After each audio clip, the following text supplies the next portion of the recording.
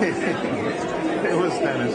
So the only other important thing about doing this for Ann is I said to Ann about the topic, which of course I'm manipulating to do whatever I want anyway, but yeah. I said the other thing, I said, you too, you know. For attending tonight's second Jim Wood Speaker Series. We have a guest speaker with us tonight. Her name is Alicia Philipp. Miss Kramer was called away on business, and so we have a very, very good person very good speaker, is going to share with us some information that I know we're all going to get good things out of it. Ms. Phillips is president of the Community Foundation of Greater Atlanta, one of the largest and fastest growing philanthropic service organizations in the country. With assets of more than $740 million, the Community Foundation strengthens the 23-county Atlanta region of providing quality service to donors and innovative leadership on community issues. Named as one of the 100 most influential Atlantans by the Atlanta Business Chronicle and one of 175 Emory history makers by Emory University, Ms. Phillips has led the foundation's grant-making, fundraising, and collaboration with donors, nonprofit, and community leaders for more than 30 years. Under her leadership, the Community Foundation has grown from $7 million in 1977 to more than $740 million today, and facilitates more planned gifts than any other locally based nonprofit organization in the Southeast. Ms. Phillips has challenged the foundation to think differently about the best way to serve the larger community with a strategic focus on donor engagement as well as strengthening nonprofits in the region. The Community Foundation has served as an incubator for successful initiatives such as the Georgia Center for Nonprofit and the Atlanta Women's Foundation, and has also created other key initiatives including the Atlanta AIDS Partnership Fund and the Metropolitan Atlanta Arts Fund and the Neighborhood Fund. Ms. Phillips received the 210 John H. Allen Humanitarian Award from Atlanta Interfaith Broadcasters. She also received the Community Leadership Award by the Harvard Business School, Club of Atlanta, and the Atlanta Women's Foundation Shining Star Award. She has also been recognized as an achiever by the YMCA and receives the Roz Cohen Community Action Award and the Emory Medal, Emory University's highest honor for alumni. So let's give a good hand for Ms. Alicia Phillips. Thanks, John. Thank you. So let me tell you a quick story of why I'm here tonight. Ann is traveling. We just got an email from her, and she's flying between Reno and Chicago for IBM, and so she really couldn't be here. But I'm going to tell you two reasons why I'm here. One is a story of friendship. Ann and I and two other women have been having dinner together every 6 weeks for 22 years. So, I mean, they truly are my posse. I mean, in the sense that they're there for me. We have each other's backs no matter what. And so tonight really is an evidence that in this case, I have Ann's back, but I know that she always has my back, both personally and professionally. We've been through a lot of stuff in our lives in those 22 years. The second reason I'm here is because you have a phenomenal president of this university, Tim Hines,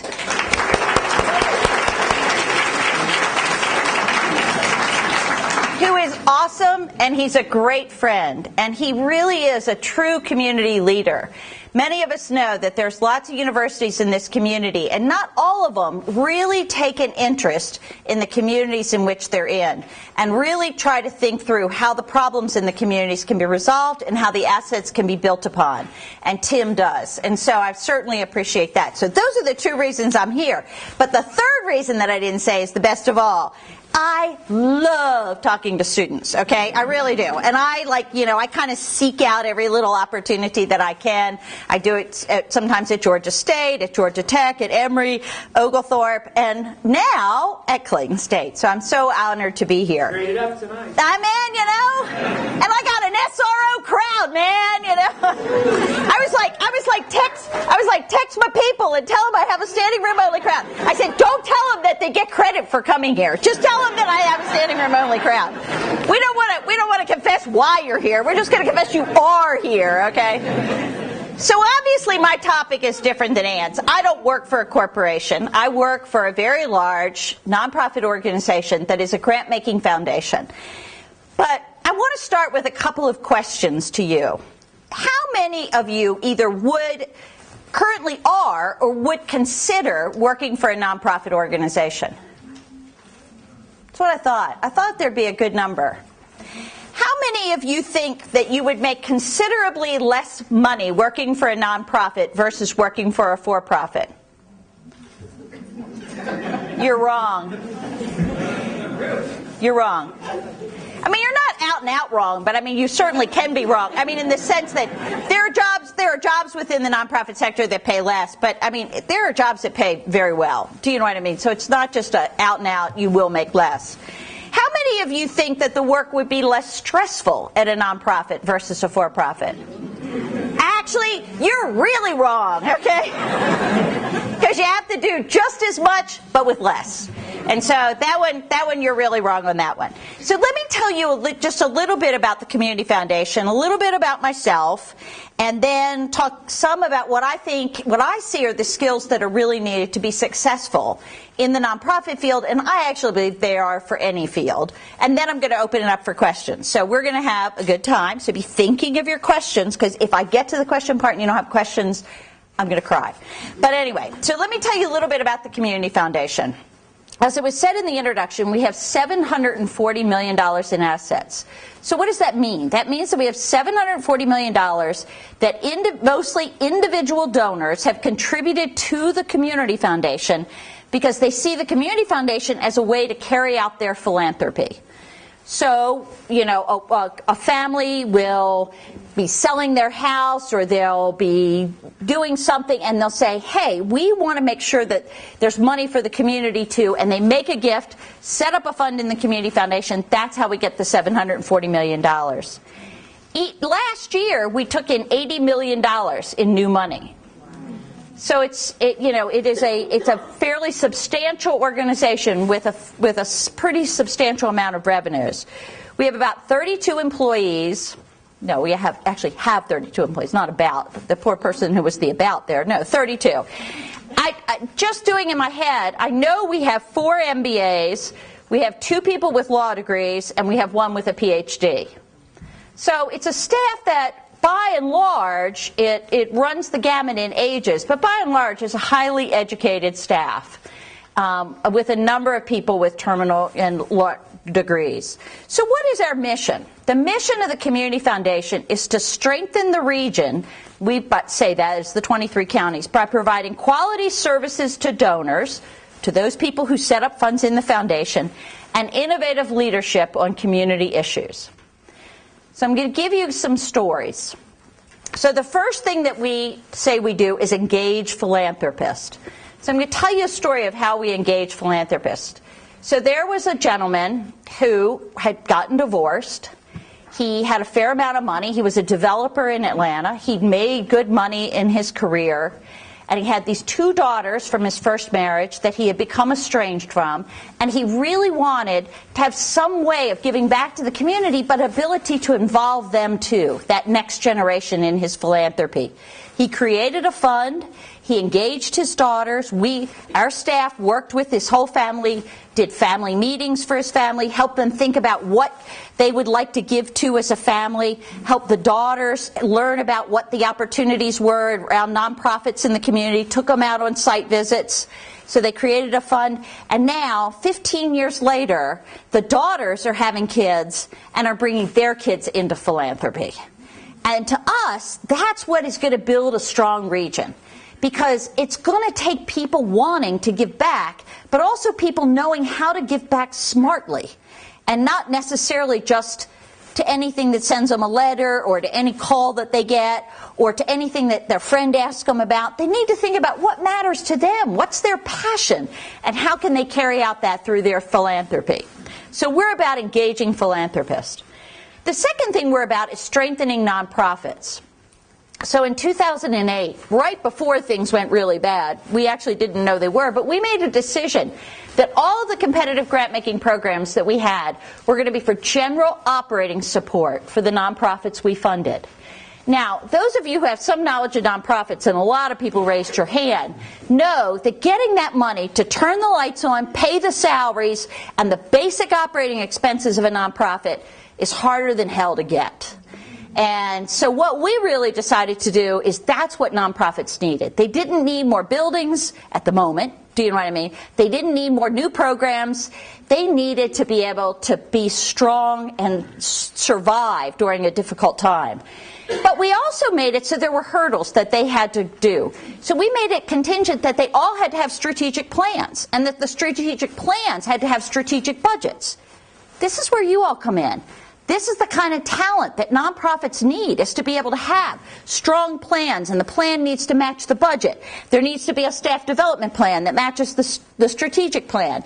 All those pieces need to be in place to make a strong organization. And those were some of the hurdles that we made for nonprofits. But we didn't make those hurdles capriciously.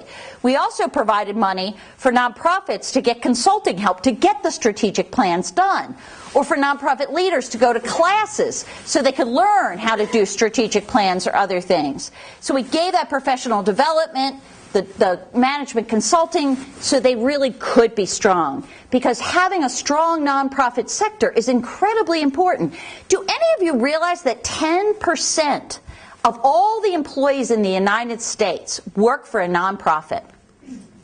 It is only, and I have to make sure I get the two sectors right, only retail sector and manufacturing sector employ more people than the nonprofit sector. The nonprofit sector employs more people than finance and insurance, construction, agriculture, transportation. The nonprofit sector employs more than all of those. And guess what's one of the only sectors that's continuing to grow in this economy? The nonprofit sector.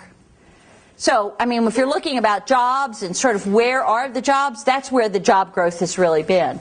So it's important to know the kinds of things that are required of nonprofits, because those are then the skills are going to be needed for people to be able to do, to do those kinds of things, to help nonprofits be strong. The third thing we do is advance public will. And you're like, da-de-da-de-da, what the hell does that mean? Well, and it means that you can give money for some things till the cows come home, and nothing really changes about it. So I'll give you an example. We were doing work with kids who were exiting foster care. Kids exit foster care at 18. At 18, they are emancipated by their foster family, and their health insurance ended at 18 in the state of Georgia once they were emancipated. And the problem was, the kids said to us, when we asked kids who were exiting foster care, what's the thing that matters the most to you? They said, we'd love to be able to have our health insurance until we turn 21. And in most other states, that was true.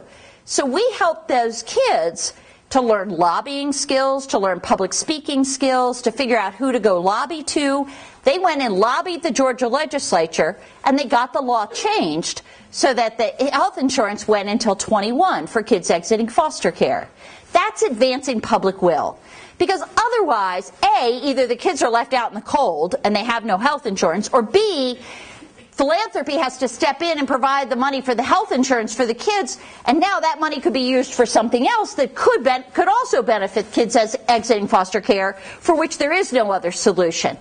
So we really need to know how and how to do it, but also what are the issues we need to do it around to advance public will, to change policy, change laws, change whatever, to make the system work for people who really need it to work for them. The fourth thing that we do is practice organizational excellence ourselves. And so, just like we say to nonprofits, you have to have a strategic plan, you have to have a 3-year budget, you have to have all these things. we have to have all those things too as a community foundation, because we really can't demand that other people have those if those are things that we don't have in place. And so we've just gotten our 10th year of a 4-star rating from Charity Navigator, and we feel really good about that. I don't necessarily think Charity Navigator is the be-all and the end-all, but it is one manifestation that, or one recognition that we are a well-run organization. But we really try to have the same things in place for our organization as we ask any other organization to have in place. So let me just tell you a minute about how did I get to where I am. So I was 23 years old when I started with the foundation. And as you can tell, I'm not still 23 years old.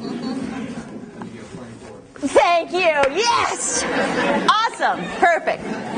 Actually, I'm 59. But anyway, so 35 years have passed. But what, we were talking over dinner about sort of what it is. And it's kind of like, opportunity and preparation come together, and that's what luck really is. And I think that was sort of the confluence for me. I graduated from Emory University in 1975, and I could not find a job.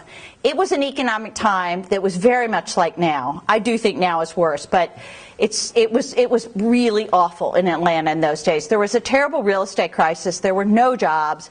I had no contacts I was from Baltimore, so I had no sort of posse to sort of help me or people to sort of help me in any way. And so I signed up under the CETA program for the hardcore unemployed.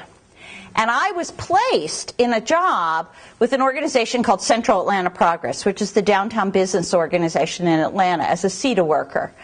And the person who I worked for was the president of the organization, and he also happened to be the president of the board of the Community Foundation as a volunteer.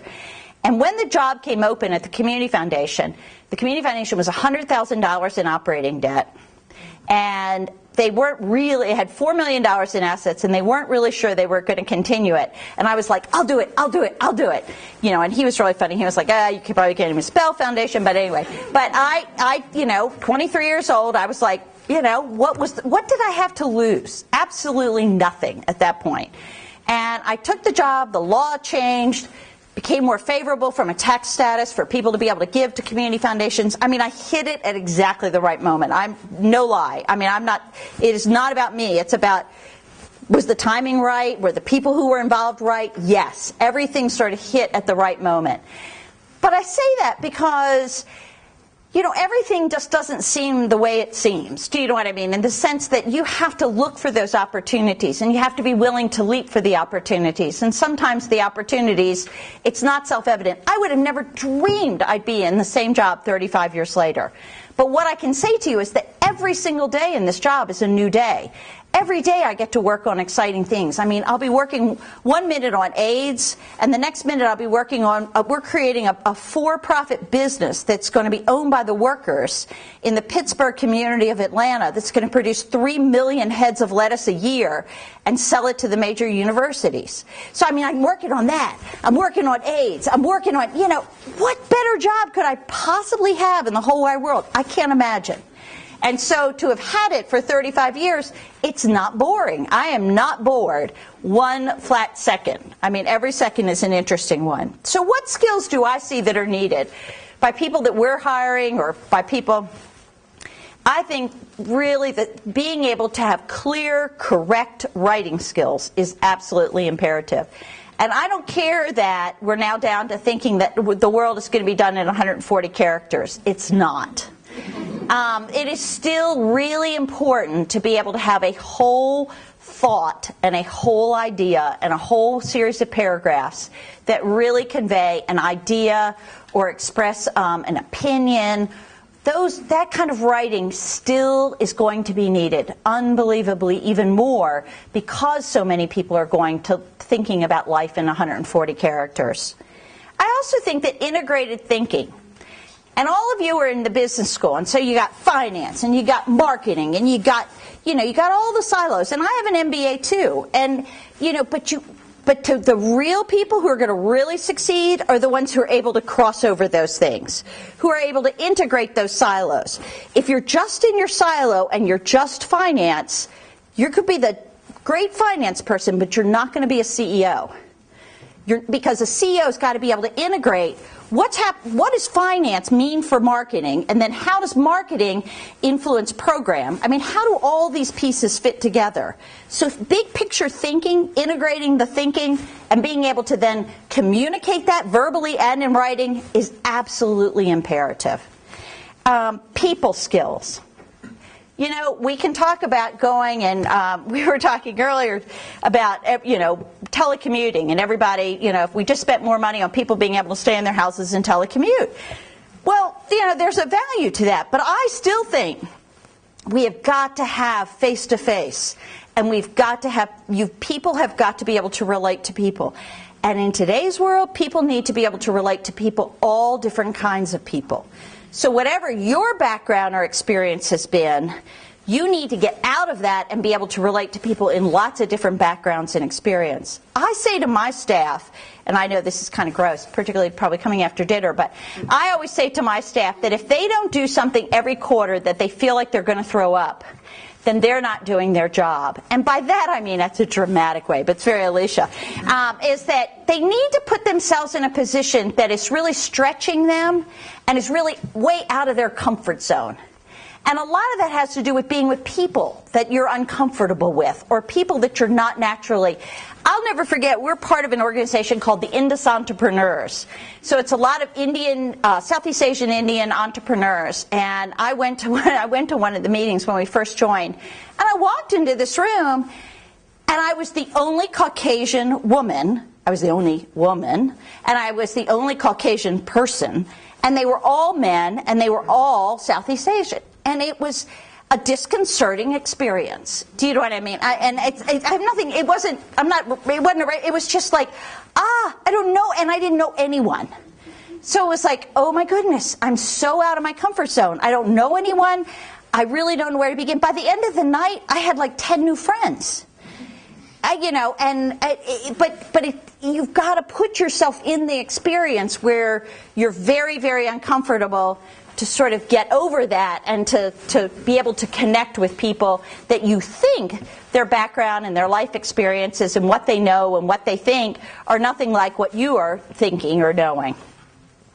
Technology skills are extremely important. Just being comfortable with all kinds of technology, being able to use it, being able to figure out, but more importantly, it's not just using it. It's thinking, it's that higher level thinking skill about which technology for what, and how, you know, how do we use it for what. So is it a marketing tool? Is it a finance tool? Is it, how do we integrate technology into all aspects of the work we're doing to make the work easier and to make our message clearer out to other people? And lastly, I think it's the comfort working in teams. And I'm sure that you have a lot of that here. I know I did in getting an MBA. I was put into all kinds of teams. Most of the team people, I was like, man, you know, do I really have to work with these people? No. But it teaches you how to negotiate being in a team and how to figure out what your role is in the team, who's the leader of the team, what do you do if some people don't carry their weight? All that is exactly the same as it is in the business world.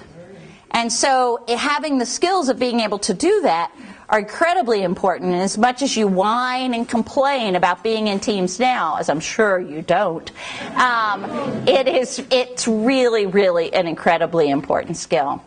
So those are the things that I wanted to share with you about me, about the Community Foundation, about sort of what I'm thinking. And I'd really like to open it now to your questions, because this is the best part. The best part's not me talking. The best part's you talking. All right, come on. I told you I was going to cry. Okay. When you're working outside of your comfort zone, what kind of character does that build in someone? That's an interesting question. I think it builds resiliency, because I think you become a bit more resilient and, you know, flexible when you're working outside of your comfort zone. I think it also develops empathy, because I think you become a much more empathetic person to everyone else So by doing that to myself, one of the other things that I do is I take Spanish every Saturday, and I've done two Spanish immersions, and I'm about to do a third in a Spanish-speaking country. And so I have really been out of my comfort zone. But what really helps me is it helps me so much with immigrants, particularly Hispanic immigrants that I see or get connected with in the Atlanta community.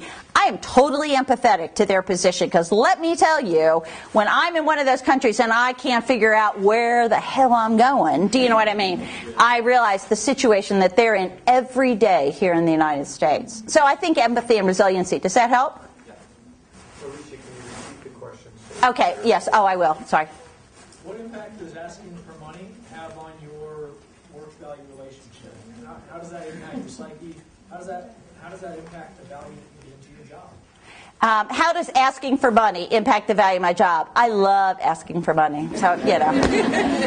So it makes my job best. Of all the roles within the Community Foundation, remember it started when I started. It was just me.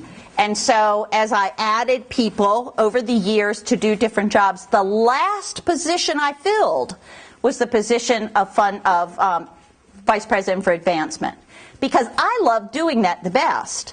And so I held on to that one the longest myself, because I don't see it as fundraising. I really do see it as helping people find opportunities to help them become raging philanthropists. And that's what if somebody comes to the Community Foundation, sets up a fund, I want them to love giving away money so much that when they're faced with a decision about, do I take this other trip with my family or do I do this, they're like, no, I want to give more money to the fund at the Community Foundation because I'm having so much fun giving away this money. And every year of the 80 million we get, 70% comes from people adding to their existing funds. So, I think I am building raging philanthropists, and that's what I want. I want people to think giving away money is the greatest thing to do. Don't you think it's good? We do. We have about 20-something different scholarships. Oh, do we have money for students? We have about 23 different scholarships, and if you go on our website at www.cfgreateratlanta.org, you can see the whole scholarship section. And I'll be honest with you, there are times when we do not get enough applicants for some of those scholarships. Can you repeat that?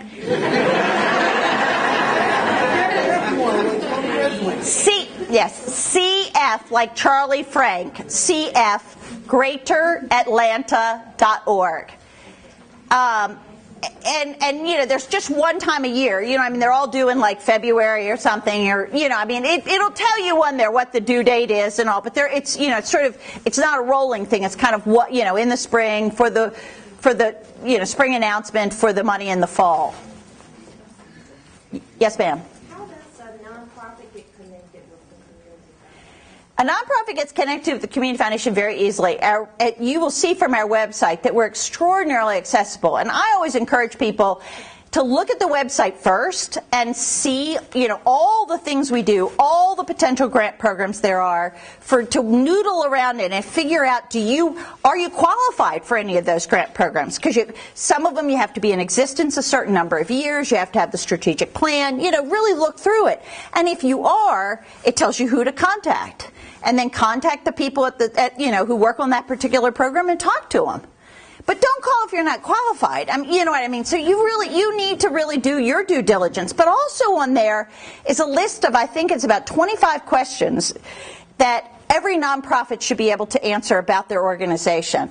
And those questions are invaluable in helping you to think about what you need to do maybe to be stronger and to be a really strong applicant. Do we have an unqualified audit? Do we have, what I mean? And going through sort of all of those questions. So that's another good tool. Does your company offer internship? We offer one internship a year. And it's a summer fellowship. It's for 6 weeks. It's for 10 weeks. Pays $2,000, $200 a week, right? Did I just do that correctly? Yeah. $200 a week, 10 weeks, and it is for an undergraduate only. So it has to be a rising sophomore, rising junior, or rising senior, but not a graduating senior. in the summer that the application is. We generally always send it to Tim, and we send it to Tim Hines, who's the president, and I'm not sure who else we send it to at Clayton State, but we do send it out in January, and it tells how to apply. And it's really a cool internship because you get to do 2 weeks in finance, 2 weeks in marketing, 2 weeks in community programs, 2 weeks in philanthropic services working with donors, and then 2 weeks with me. So it's really, of course, I think that's great, right? No, I'm kidding. But I mean, it really is. It's a really good, and we only do one because we really want to make it a wonderful experience for somebody. Yes, ma'am. You said you jumped at the opportunity to develop your foundation when they offered it to you. What was your initial approach like? What was your thought process? Because I'm sure you didn't develop all of these different teams No. right off the bat. No, I was scared to death. I mean, literally, I was panic stricken. And I mean, it was like you catch the something, and you're like, oh my God, I caught the animal. Now what do? I don't know how to kill it and eat it, And one of the first things I did was go back and get an MBA. So I went back after I got the job at the foundation. I went back at night to Georgia State University and got an MBA. And one of the things that I did while there, you'll think this is a really funny story, but I used the Community Foundation as my marketing project for the marketing class that I took. So the very first marketing audit of the Community Foundation was what I did for my MBA class at Georgia State. And what's hysterical about this is really one of those small world things. So my professor of that class at Georgia State, fast forward, is now my board chair of the Community Foundation. I mean, it's like there really are only 6 people in the world some days. Do you know what I mean? Where you just wonder at the confluence of how few people there really are. But he is, and it's really kind of funny because now we're working on a such an elaborate strategic marketing plan that when I think back to that first baby little marketing plan, and I think about what we're working on now, it's like night and day. But yes, going back and getting that MBA and constantly using the Community Foundation in every class I could as my model, do you know what I mean? So I could actually sort of be doing work while I was doing my schoolwork was what made a difference. But marketing was the number one thing that I did when I got the job, because the number one thing was there was going to be no Community Foundation if we didn't have donors. So the most important thing I needed to do was go out and get money and to market the Community Foundation. So that was number one. Alicia, at what point do you ask for money? If you meet somebody, the business relations nurturing, at what point do you ask for money? For us, because we're different than sort of an operating nonprofit in the sense. The average gift, and this may sound really large, but the average gift is $400,000 to the Community Foundation. So it's a significant amount of money. So it generally takes 2 to 3 years of working with somebody. And it really takes there being a trigger event in their life often. Either a stock being highly appreciated, or a piece of real estate needing to be sold, or we took a racehorse one time, we took the bull on Wall Street one time, we took a seat on the Mercantile Exchange one time. I mean, so when people have an asset that they want to give, that's it. But it's developing long-term relationships. So it's really much longer than it probably is in most other nonprofits because of the size of generally the size of the transaction. But even if we're asking for a decent number, small, a couple of thousand, maybe 500. It's about relationships, and you've got to know, you know what I mean? That's why I say those people skills are always going to be so important. You can't translate this into writing an email, and you're not going to get it sending out some mass thing. You can write the most wonderful tear-jerky letter in the world, and it's not going to get you the kind of money that's really needed to make any kind of organization really work. It's building individual relationships. And those individual relationships often take a long time to nurture and develop. You have to imbue in those other people the same passion that you have about whatever it is that you're doing. I mean, they have to believe that not only is what you're doing important, but the way you're doing it is important, that you have the right leadership, that you have a good board in place, that you have all the pieces. So it can, some people are quick to pull the trigger and some take a long time. And it's knowing how to really read people and being able to see that. How did you go about finding your donors in the beginning when you first started out? My daughter would tell you, my daughter and son, who are now 29 and 25, would say that the first thing I did every day when I got up was to read the obituaries in the newspaper. They used to say, I mean, it's hysterical, because even to this day, we'll be in another country and they'll go, I know you can't read that language, Mom, but I'm sure you want to read those obituaries, don't you? I'm like, no, I'm past reading the obituaries. But of course, by the time it was an obituary, it was too late. But but reading the business pages of the newspaper and being able to see what transactions were happening, who was it looking like was going to be selling stock or making money or building a company or buying a company. Those were the kinds of transactions that I then knew that we could stand to get money for charity out of somebody having some sort of trigger event like that in their life. So it's really the business pages, but it makes a much better story when my kids tell it about Mom reading the obituary pages. So in the ABC type of format, what you guys do is that you go out and you get money from people, and then you have a bank of money, and then people who want to do smaller projects, all different types of projects, then go to you for funding. Yes and no. I mean, to some extent, I mean, you've oversimplified it, but that is exactly the description that I used to try to tell. My son married a Czech woman, and so her parents are Czech, right? So they were raised the whole time under communism.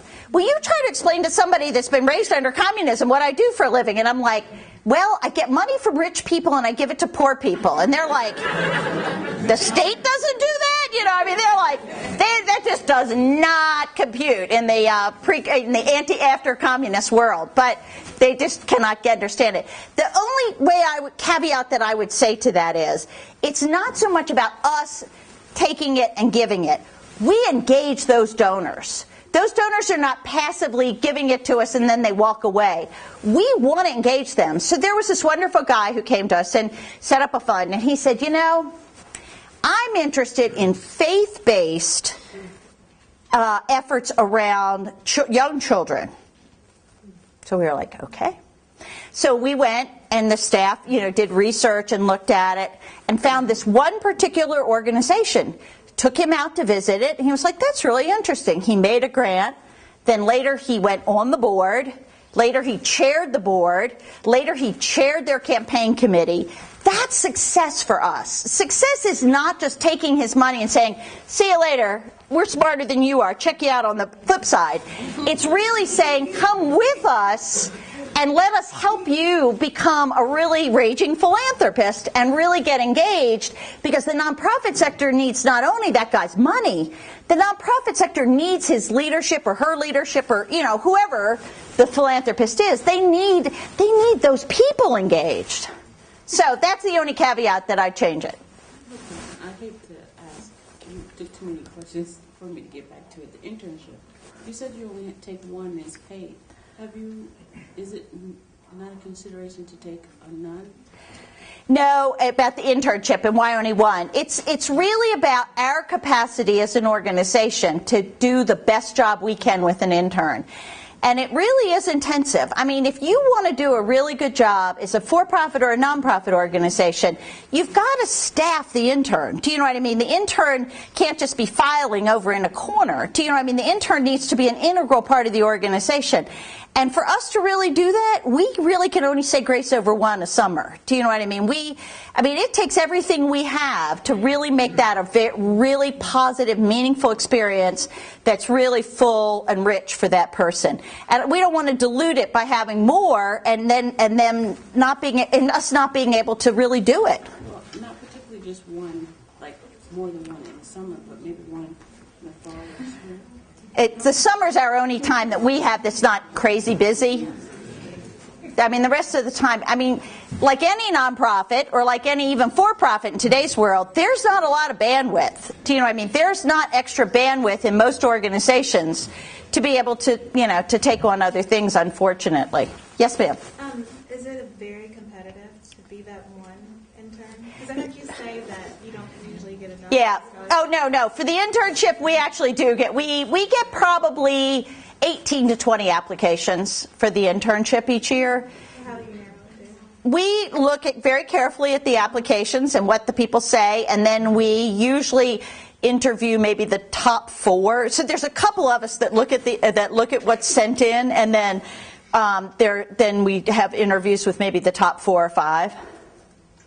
And we're really, it's pretty clear on the internship application what we're looking for. Yes, sir. Yes, ma'am. I know you are a non-profit organization and you are constantly looking for money to apply into areas to help people. And there are some instances where you take the money that is offered to you, donors, asking them or trying to find out how they amassed the wealth, they are trying to donate to you, and then there are such vetting process, you reject some, based on how they are, amassed by the donors. Do I care how they amassed it? Is that what you're asking? Not really. I obviously care that it would be illegally gotten, maybe, but I'm agnostic. I mean, in the sense that if they made it through liquor or they made it through something, I mean, obviously, if it's illegal, no, I'm not interested. But I'm interested in helping people to be philanthropists, and I'm not going to judge how they made their money. I mean, and I went through this in the early days of the women's movement, and I will never forget being part of a national women's organization and the great debate about do we take money from Playboy or not. And I was of the nature that if they didn't put any strings on it to us and they just gave us the money, we'd take it. Now, if they were trying to put strings on it and say you had to spend it this way or that way or do something, and that was inuring to their benefit but if they didn't care if they were associated with it, if they didn't want publicity with it, if they were just giving the money, I'd take it. I mean, there's nothing illegal about that money. And so I understand where you're talking about with ethics, but it's not, I really am about helping there be more money in the nonprofit sector. I'm not filtering it. Question. Yeah, you mentioned benefits. That was going on. That was my question. I was just curious. What are some of the incentives that you offer the donor to get them from a marketing standpoint to get them to make such a humongous amount of donation? Well, I think other than tax deductible. Yeah. And tax, they can get a tax deduction giving directly to Clayton State, or they can get the same tax deduction giving anywhere. So it's really about 2 things. One, it's about people who are interested in being strategic about their philanthropy. So it's a certain level of person that's going from sort of writing checks for doing their philanthropy in their checkbook, who's saying, I want to go the next step where I really want to stop and think about what's the impact I'm having with my dollars. And so that's what we do, because we assign every donor is assigned to a philanthropic advisor. Now, each philanthropic advisor, it's like a private banker in the banking system, where that person has a number of people that they work with. But each donor has a person that is their major contact that they can call, ask questions to, get their questions answered. They can say, I need more information about this kind of thing, or I just heard about all this stuff with child prostitution. What are the 3 best organizations that are working with child prostitution? Do you know what I mean? So they want that kind of high-touch services around the knowledge we have of the community and around the family philanthropy services. Do they not ask for maybe shares in your company or something? No, we don't. No, we're a nonprofit. No, we give the money away. No. First, you mentioned marketing and finance, but what are some other studies that may be successful with the companies? Well, marketing, the woman we have heading up finance has an MBA and a Master's of Taxation.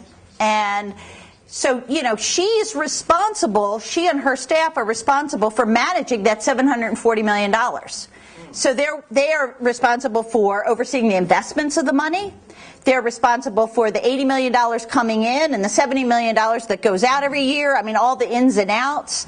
So there's a controller, there's her, there's 2 staff accountants, there's an investment accountant. So, there's a really strong finance piece. In marketing, we have a person who has a master's in marketing, or MBA with a specialization in marketing, who really is working on the marketing piece of it. So, and then we have community partnerships where the people, most of them have worked in the nonprofit sector. They are the people who do the grant making for the community foundation and who do all the vetting of the nonprofit organizations. And then we have the people who work with the donors in philanthropic services. They have all kinds of backgrounds. Many of them have backgrounds from fundraising, but they have backgrounds around a lot. Some have theology backgrounds, backgrounds around counseling, backgrounds around being able to work well with people. So there's a lot of different skills for different jobs within the foundation that we're looking for. You said you helped create a for-profit business in the Pittsburgh community. Can you explain how you got the funding, raised the funding for that, and was the business model for that concept, was it based on like a co-op, or was it more exactly business model? Co-op model. We're just getting it started. This is a for-profit business that we're starting. We've just finished the business planning piece, and so we'll actually hire a CEO and break ground next year in 2013, and hopefully produce the first lettuce in 2014. But the concept behind it is a co-op model, and so we have some attorneys who really know about co-op models. So the people who work in the business will come from the Pittsburgh community, which, as many of you know, is a fairly low-income community. So this really will be critical jobs for that community. It'll ultimately, after 3 years, hire about 50 people. They'll make this is what the business plan says. We'll make $11 an hour plus full benefits, and after 11 years, we'll have a $60,000 investment in the business. Because the idea is, can we make it so that in poor communities that don't have a lot of economic development and assets, can you create businesses that really can be an engine for that community? So the lettuce will be sold to Emory University, to Piedmont Hospital, and to other anchor institutions who aren't going anywhere, permanent institutions who care about the community. But the money comes back into Pittsburgh. Do you know what I mean? So it begins to, you know how money turns over. It begins to stimulate economy within Pittsburgh. So then there'll be a demand for other kinds of stores and shops and stuff if there really is some economic development in that community. And we believe that this co-op model, combined with the anchor institutions buying the product, is a way to really re-stimulate some neighborhoods that are tough, you know, they had just had a tough time turning it back. Does that make sense? Yeah, that does make sense. And the money, I raised $800,000 from our current donors to the Community Foundation. Entrepreneurs who have funds in the foundation who said, we need to try something different in Atlanta. And so that's sort of soft startup money, but then other money will come from the government and other places because this is a really distressed neighborhood. So there's agriculture money, there's HUD money, there's a bunch of different programs that really will help with the actual construction of the business. So does the foundation, are they actually holding like equity shares? No, we won't hold anything. We're just kind of, like nurturing this. Do you know what I mean? And we're now in the process of creating the business and all that, and we'll just like nurture it and help it start. And has this concept been done anywhere else? Or? In Cleveland and in Spain. Okay. And so we're looking at both models. We should get time for one more. Oh, one more. Yeah. Oh, yeah. Yeah. Short guy anyhow. Yeah. So clearly you're happy with your job, but when you were 23 and you just finished your undergrad, did you have any idea No. what you were going to do? Not in a million years. What did you think you were going to do? I was ready to do anything that anybody would hire me for at that moment. I mean, I'm just being honest. I mean, you know, I'm really being honest. I had an Emory degree and I couldn't find a job doing anything. But I mean, so what can I say? I'm the luckiest person in the whole wide world. I mean, I found not only a job, but a career and a passion. I mean, I found it all in one fell swoop. But you were happy to fail in a way. Yes, exactly. Do you think that's why you found it? I think so. You know, sometimes you just need to take advantage of everything that flies by your face sometimes. What was your original degree? My original degree was economics and it was economics and political science.